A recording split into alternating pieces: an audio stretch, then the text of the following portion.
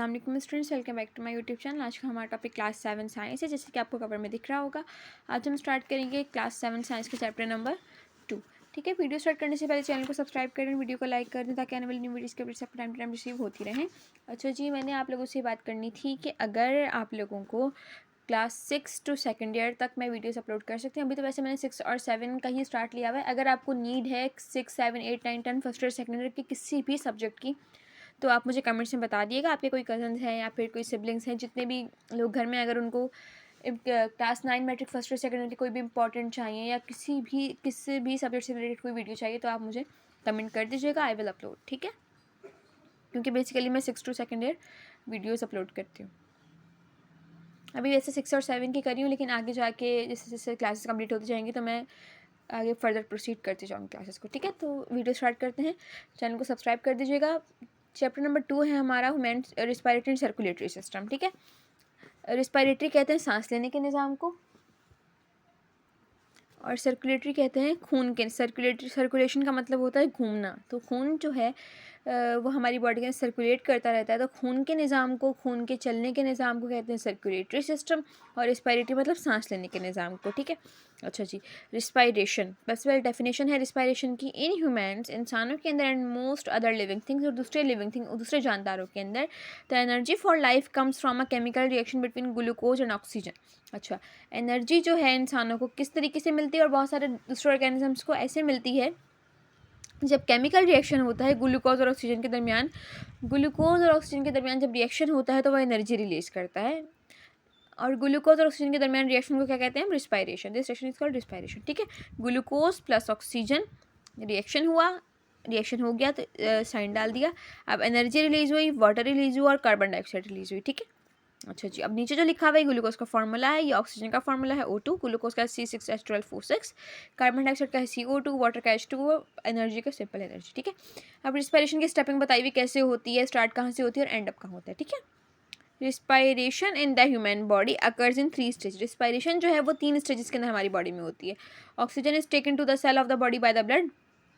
Oxygen जो है वो ब्लड के ज़रिए आपकी बॉडी के सेल्स तक ले जाया जाता है। ऑक्सीजन जो है, जब हम सांस लेते हैं, हमने हवा इनहेल की अपने अंदर, तो ऑक्सीजन जो है क्या किया जाता है, ब्लड जो है, खून जो है, उस ऑक्सीजन को लेके आपकी बॉडी के सेल्स तक चला जाता है। Energy is release by the reaction of the dissolve food with oxygen. जब ऑक्सीजन सेल्स के पास लेके जाया जाता है ब्लड के ज़रिए, तो सेल के अंदर क्या होता है, ऑब्वियसली सी बात है, सेल का फूड। अच्छा, तो ऑक्सीजन जो है जब उस फूड के साथ, सेल के अंदर जो फूड है, ऑक्सीजन जब सेल में जाता है, उस फूड के साथ रिएक्शन करता है, तो क्या रिलीज होती है? एनर्जी रिलीज होती है। ठीक है, carbon dioxide and water are taken back to the breathe out into the air. Carbon dioxide और वाटर भी रिलीज हो रहा है एनर्जी के साथ। सही है, कार्बन डाइऑक्साइड और वाटर जब रिलीज हुआ है तो एनर्जी सिर्फ बॉडी यूटिलाइज कर लेगी, और कार्बन डाइऑक्साइड वाटर को सांस के जरिए बाहर निकाल देगी। ठीक है, मैं दोबारा रिपीट करी, थोड़ा सा मुश्किल प्रोसेस है। ऑक्सीजन जो है, आपने सांस लिया, ऑक्सीजन आपके अंदर गया, हवा अंदर गई, तो खून जो है, ब्लड, आप इस ऑक्सीजन को आपकी बॉडी के सेल्स तक लेके जाएगा। ठीक है, आपकी बॉडी के सेल्स तक लेके गया, फिर जो बॉडी के सेल्स के अंदर फूड था, ये ऑक्सीजन बॉडी के सेल्स के फूड के साथ रिएक्शन करेगा, रिएक्शन के जरिए एनर्जी रिलीज होगी, कार्बन डाइऑक्साइड और वाटर। ठीक है, ये तीनों चीज़ें रिलीज हुई, एनर्जी को बॉडी अपने अंदर रख लेगी और कार्बन डाइऑक्साइड वाटर को सांस के जरिए बाहर निकाल देगी। ठीक है, यहाँ तक हमारा 3 स्टेप कंप्लीट।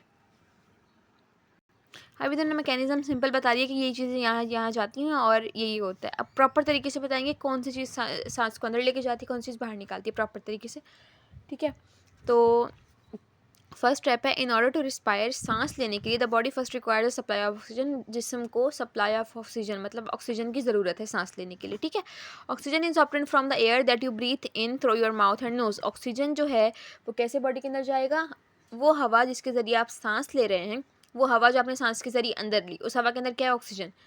सांस किसके ज़रिए आपने हवा किसके अंदर ज़रिए अंदर ली? माउथ और नोज़ के ज़रिए। ठीक है, सबसे पहले सांस लेने के लिए पहला स्टेप है कि आप हवा को अंदर लेके जाएं, मुंह और नाक के ज़रिए। ठीक है, सांस 2 ज़रिए से लिया जाता है, मुंह, माउथ एंड नोज, नाक के ज़रिए। ओके, हवा अंदर गई तो ऑक्सीजन भी अंदर गया। The air passes from the wind pipe और trachea, on its way the air goes through the vocal voice box और लैरिंग्स। अच्छा, एयर जो है, हवा नाक के ज़रिए, मुंह के ज़रिए अब अंदर जाएगी, तो आप अपने गले पे हाथ लगा के फील करेंगे तो पाइप फील होगी। ठीक है, एक विंड पाइप है और एक फूड पाइप है। फूड पाइप हम डाइजेस्टिव सिस्टम में क्लासेस में पढ़ चुके हैं।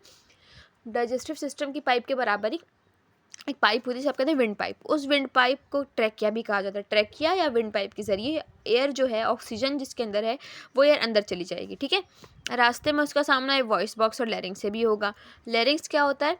This is the box made of crystal और कार्टिलेज। कार्टिलेज होता है नरम हड्डी, नरम हड्डी से ये जो पाइप है ये वॉइस बॉक्स से आपका बना होता है, which contain thin membranes called vocal cords. Membrane का मतलब होता है झिल्ली।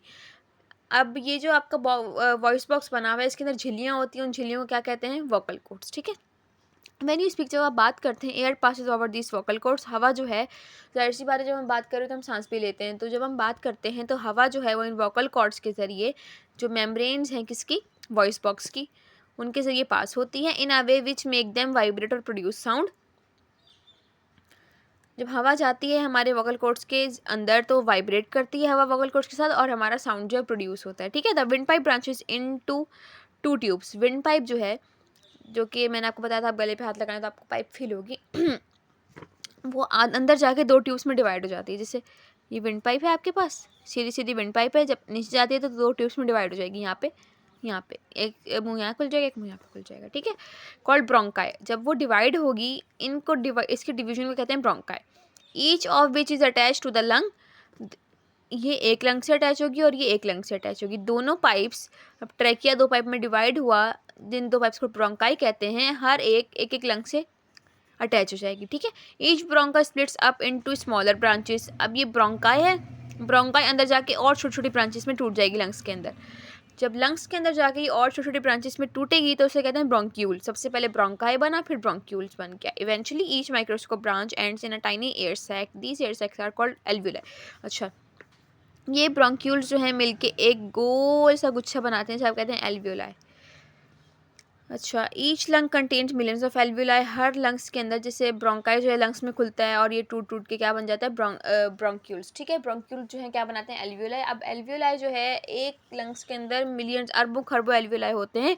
सो that the whole lung is a large huge sponge. तो पूरा जो लंग है वो स्पंज बन जाता है, उसके अंदर बहुत सी चीज़ें, बहुत सारे एल्वुलाई भर जाते हैं। Every alveolus has a very large surface area which is very thin and moist. Alveoli, alveoli के अंदर, एल्वुलाई तो गुच्छा बताया गया ना। एल्वुलाई जो है ऐसे करके balloon type, grapes type structure होता है, जब ब्रोंक्यूल्स इसके अंदर जाती हैं तो ये बनता है। अब ये एल्वुलाई है, ठीक है, करीब से आपको दिखा देती हूँ। ये एल्वुलाई है, इसके अंदर बहुत सारे गोल गोल डॉट्स हैं, मतलब बहुत सारे गोल गोल गुच्छे हैं। एक गुच्छे को एल्वुलस कहते हैं और ये पूरा एल्वुलाई कहलाता है, ठीक है। तो कह रहे हैं एक एल्वुलस जो है वो बहुत पतला होता है और इसका बहुत बड़ा सरफेस एरिया होता है और ये आराम से गैसेस को एक्सचेंज कर सकता है, ठीक है। The alveoli are pink in colour. ये एल्वुलाई पिंक कलर के होते हैं because each is surrounded by blood capillaries, क्योंकि ये ब्लड कैपिलरीज से भरे हुए होते हैं। मतलब ब्लड कैपिलरीज जो हैं, जो खून आपकी बॉडी के अंदर ट्रांसफ़र करती हैं, तो ये एल्वुलाई खून की कैपिलरीज इनके आसपास बनी हुई होती हैं, गुजरी होती है इनके ऊपर से खून की कैपिलरी, इसलिए पिंक कलर के दिखते हैं। अच्छा जी, some of the oxygen from air breathed in dissolves in the moisture on the surface of alveoli and passes through their thin walls into blood capillaries. अच्छा, कह रहे हैं जब ऑक्सीजन जो है आपके लंग्स के अंदर एंटर होगा, लंग्स आपकी पहले विंड पाइप में आया, फिर ब्रोंकाई जो था वो लंग्स में डिवाइड हो गया, ठीक है। तो ब्रोंक्यूल्स के ज़रिए जब आप लंग्स में जब जाएगा और आपके एल्वुलाई के अंदर जाएगा तो वहाँ पे क्या होगा?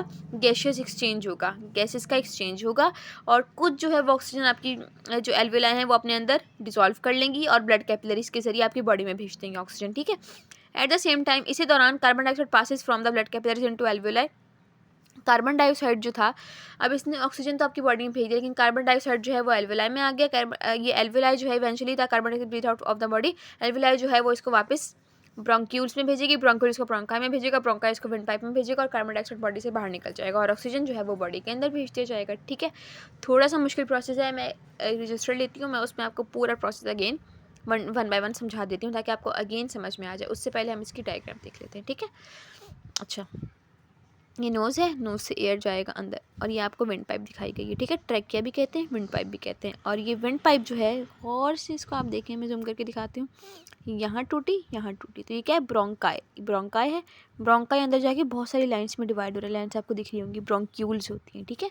और ब्रोंकाई ने एक लंग को बनाया और अंदर ही ब्रोंक्यूल्स हैं छोटी छोटी छोटी, ठीक है, आपको पूरी दिख रही होंगी। अब यहाँ पे क्या दिखा रहे हैं? ये मैंने बताया था जो ब्रोंक्यूल्स हैं उनके अंदर एल्विलाई होते हैं, बहुत बड़े बड़े एल्विलाई। अभी एल्विलाई का स्ट्रक्चर दिखाया गया, बहुत बड़ा सा गुच्छा है, गोल बहुत बड़ा सा गुच्छा है, इसको एल्विलाई कहते हैं। और ये छोटे छोटे से बने हुए एक को कंसिडर करें तो इसको एल्विलस कहते हैं, ठीक है। अब ये बताया गया है आपको एल्विलाई में गैसियस एक्सचेंज कैसे होती है। ये एल्विलाई है, आपको एक अंडा दिखाया गया है, सिर्फ एक, इतना बड़ा गुच्छा नहीं, सिर्फ एक, ठीक है। ये बाहर की इसकी लेयर है। मैंने बताया था इसके पास ब्लड कैपिलरीज होती हैं, ब्लड कैपिलरीज हैं और ये रेड ब्लड सेल हैं कैपिलरीज के अंदर, ठीक है। रेड ब्लड सेल मूव कर रहे हैं। कार्बन डाइऑक्साइड जो है इसके अंदर एल्विलाई, मैंने बताया था कार्बन डाइऑक्साइड जो है एल्विलाई के अंदर ले ली जाएगी, अपने पास स्टोर कर लेगा ये, ताकि इसको बाहर भेज दे। और ऑक्सीजन जो है ऑक्सीजन को बाहर, इसको एल्विलाई कार्बन डाइऑक्साइड को अंदर ले रहा है और ये ऑक्सीजन को बाहर निकाल रहा है, ठीक है। ऑक्सीजन को बाहर क्यों निकाल रहा है? ताकि बॉडी के सेल्स के अंदर वो ऑक्सीजन चली जाए। ऑक्सीजन अंदर जा रही है, oxygen in, carbon dioxide out, carbon dioxide बाहर आ रही है, ठीक है। और ये एल्विलाई की एल्विलर वॉल्स है, यहाँ से कार्बन डाइऑक्साइड बाहर निकल रही है और ऑक्सीजन अंदर जा रही है, ओके।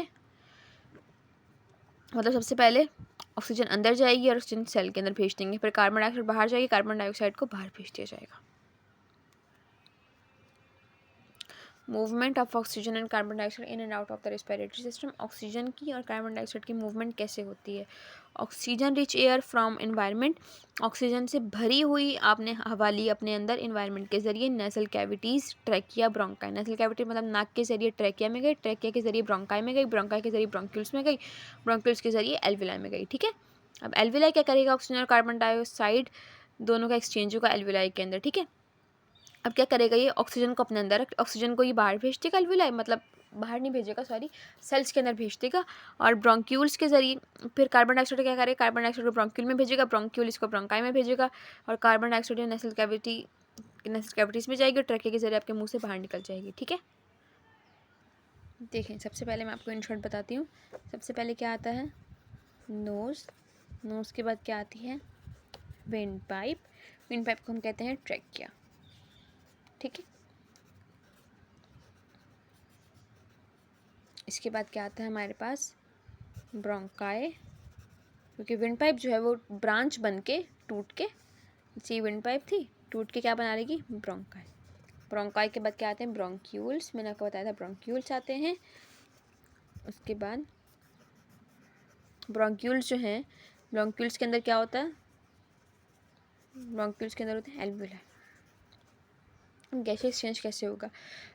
हवा जो है जिसके अंदर ऑक्सीजन है, एयर जिसके अंदर ऑक्सीजन है, वो एंटर होगी नोज़ से।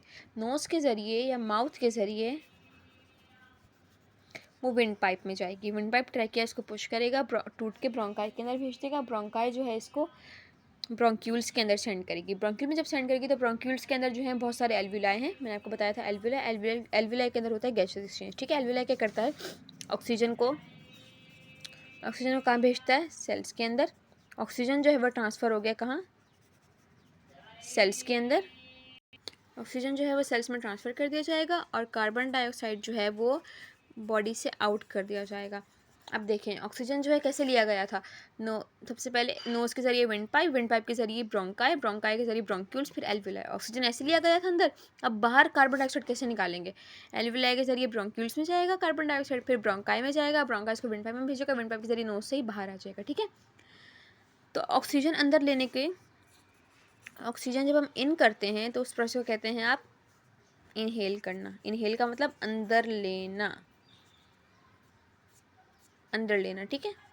और जब हम कार्बन डाइऑक्साइड आउट करते हैं उसे हम कहते हैं एक्सहेल, मतलब बाहर निकालना। तो ऑक्सीजन जो है वो अंदर जाता है, कार्बन डाइऑक्साइड जो है बाहर आता है। आपको आसानी से ये बात समझ में आ गई होगी, ठीक है। क्योंकि मैंने स्टार्ट टू एंड आपको वर्ड टू वर्ड बुक का भी समझा दिया, अंडर मैंने आपको यहाँ का भी डायग्राम बना के समझा दिया प्रॉपर तरीके से, ठीक है। वीडियो स्किप मत किया करें, स्किप करके ना बहुत ज़्यादा फिर मेन पॉइंट जो आउट हो जाते हैं, फिर आप लोगों को समझ नहीं आती। ये वाली डायग्राम भी बहुत बेस्ट है, इससे प्रॉपर तरीके से इनका मैकेनिज्म और आउट का मैकेनिज्म समझ में आ रहा है, ओके।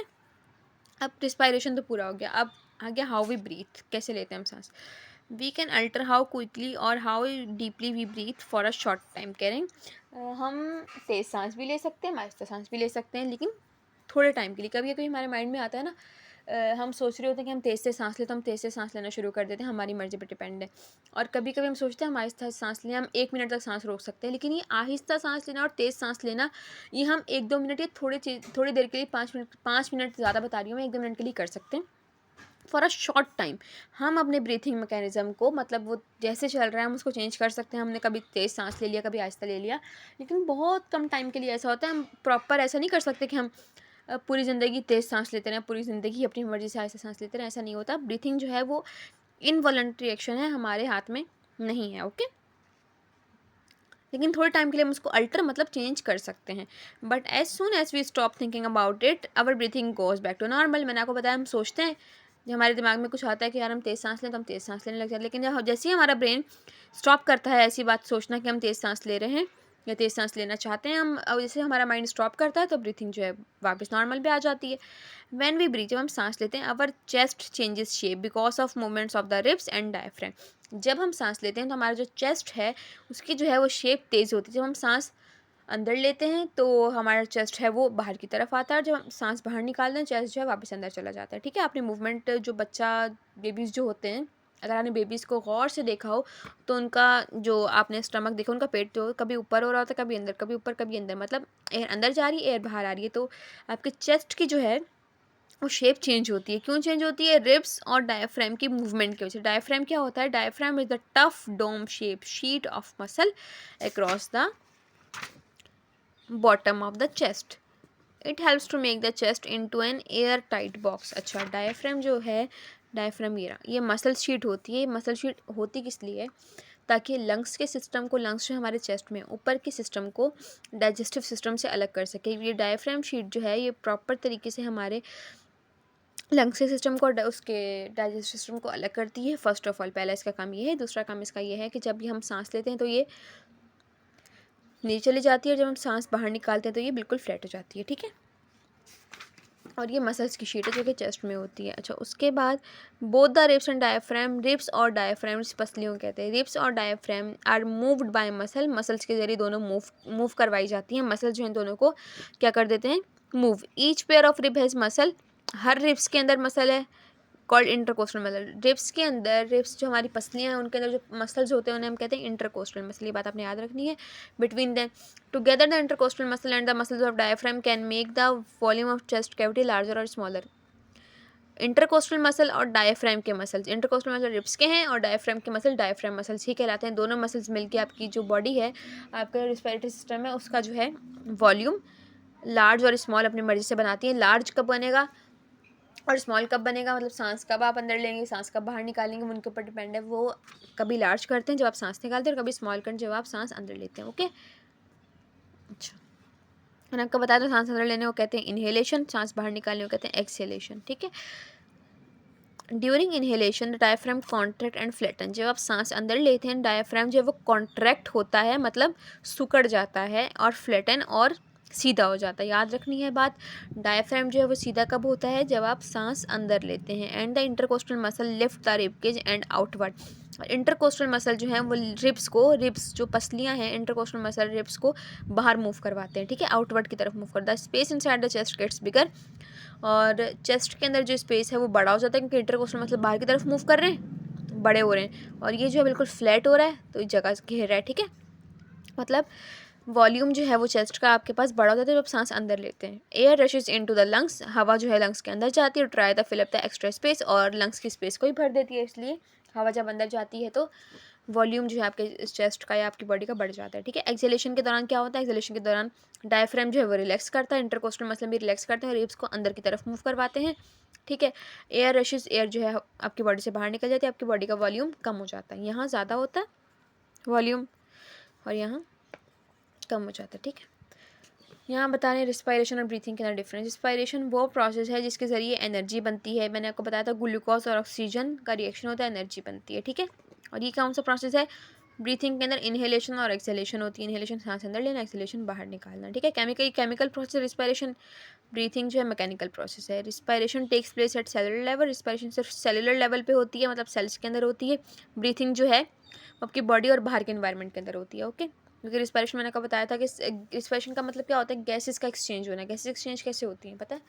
एल्विलाई के अंदर होती हैं। ठीक है, मतलब एल्विलाई जो सेल्स हैं, एल्विलाई के सेल्स के अंदर होती हैं। लेकिन ब्रीथिंग है वो ना, बाहर से आप हवा लेते हैं अंदर और बॉडी से बाहर निकालते हैं, तो बाहर के इन्वायरमेंट और बॉडी के इन्वायरमेंट में हो रही है। Respiration produce energy, respiration energy produce करती है और वेस्ट प्रोडक्ट प्रोड्यूस करती है। ब्रीथिंग कोई एनर्जी प्रोड्यूस नहीं करती, सिर्फ सांस अंदर लेके जाती है और सांस बाहर निकालती है। ओके, इस वीडियो में हम ब्रीथिंग का पूरा मैकेनिज्म ब्रीथिंग कंप्लीट कर लेंगे ताकि नेक्स्ट वीडियो में सर्कुलेटरी सिस्टम स्टार्ट करें। ठीक है, count your breath, count how many breath you take in 1 minute, breathing in and out count as 1 breath. अच्छा, सांस अंदर लेके जाना और सांस बाहर लेके जाना दोनों को एक काउंट किया जाता है। ठीक है, आप काउंट करें कि आप 1 मिनट में कितने दफ़ा सांस ले सकते हैं। रिकॉर्ड योर ब्रीथिंग रेट्स, आप ब्रीथिंग रेट काउंट करें 3 दफ़ा, मतलब 1 मिनट का काउंट कर लें कितने दफ़ा सांस लिया, फिर अगले मिनट काउंट करें, फिर अगले मिनट काउंट करें। ठीक है, out the mean number of breath you take, plan and carry out investigation into effect of exercise on your breathing rate. अच्छा, कह रहे हैं आपने काउंट कर लिया विदाउट एक्सरसाइज, 3 मिनट का आप काउंट करेंगे, 1 मिनट करके 3 दफ़ा आपने डेटा रिकॉर्ड कर लिया कि पहले मिनट में ये सांस मैंने इतनी दफ़ा लिया था, दूसरी दफ़ा मैंने इतने मिनट में इतनी दफ़ा सांस लिया था। अब आप करें एक्सरसाइज के बाद आप अपना ब्रीथिंग रेट काउंट करें। एक्सरसाइज के बाद आपका ब्रीथिंग रेट जो है बहुत ज़्यादा बढ़ जाता है, आपको सांस जल्दी जल्दी से आता है। ठीक है, इसके बाद टाइप्स ऑफ रिस्पायरेशन, सिंपल ये तो ऐसी एक्टिविटी है, ये अगर आप करना चाहें तो आप कर लीजिएगा, मज़ा आता है करने में। वैसे रिस्पायरेशन की 2 टाइप्स होती हैं, एक एरोबिक और एक एनारोबिक। एरोबिक क्या होती है, एनारोबिक क्या, दोनों का डिफरेंस लिखा हुआ। एरोबिक को होती है, दोनों को ग्लूकोज की नीड होती है, जो इस बॉक्स में लिखा होता है ना, दोनों ये बॉक्स भी इसके अंदर आ रही है, बॉक्स भी आ रहा है, मतलब दोनों एनर्जी प्रोड्यूस करती हैं और दोनों को ग्लूकोज की नीड होती है। क्योंकि रिस्पायरेशन है, रिस्पायरेशन को ग्लूकोज की नीड है और रिस्पायरेशन ग्लूकोज और ऑक्सीजन का रिएक्शन करवाती है, जाहिर सी बात है। अच्छा, एंड एरोबिक क्या होती है, एरोबिक जो है वो ऑक्सीजन के प्रेजेंस में होती है, एनारोबिक ऑक्सीजन के एब्सेंस में होती है, बात याद रखनी है। एरोबिक के अंदर more energy is liberated, energy बहुत ज़्यादा रिलीज़ होगी एरोबिक के अंदर, एनारोबिक में इतनी ज़्यादा एनर्जी रिलीज़ नहीं होगी। इसके प्रोडक्ट्स क्या होंगे, कार्बन डाइऑक्साइड वाटर, एरोबिक के प्रोडक्ट्स होंगे कार्बन डाइऑक्साइड वाटर। ठीक है, और एनारोबिक के प्रोडक्ट्स होंगे अल्कोहल और लैक्टिक एसिड। अल्कोहल हमारी बॉडी के लिए बहुत ज़्यादा हार्मफुल है और लैक्टिक एसिड जो है वो एक एसिड है, वो भी हार्मफुल ही है हमारी बॉडी के लिए। लेकिन कभी कभी जब हम एक्सरसाइज करते हैं तो हमारी बॉडी के अंदर एक्यूमुलेट हो जाता है एक्सरसाइज के दौरान, और तो ये हमारी बॉडी से मूव आउट करवा देते हैं हमारे मसल्स। ठीक है, बाहर, तो हमारी बॉडी में लैक्टिक एसिड स्टोर नहीं होता। एरोबिक रिस्पायरेशन प्लांट्स और एनिमल्स में होती है, मतलब इंसानों में भी यही होती है। एनारोबिक रिस्पायरेशन होती है बैक्टीरियाज के अंदर और ह्यूमन्स इंसानों में भी होती है, लेकिन सिर्फ मसल सेल्स के अंदर। ठीक है, यहाँ हो गया हमारे पास कंप्लीट हमारा रिस्पायरेशन का टॉपिक। यहाँ से शुरू हो गया है सर्कुलेशन का टॉपिक। तो रिस्पायरेशन के टॉपिक में आपका कोई भी मसला हो मुझसे पूछ सकते हैं, मैंने प्रॉपर डिटेल में समझाया है। Kindly I am again saying this कि आप इसको स्किप मत कीजिएगा, मैंने रजिस्टर में भी समझाया था आपको। प्रॉपर तरीके से आप 1 बाय 1 समझिएगा विदाउट स्किपिंग, आपको प्रॉपर तरीके से मैकेनिज्म इंशाल्लाह अच्छे से समझ में आ जाएगा।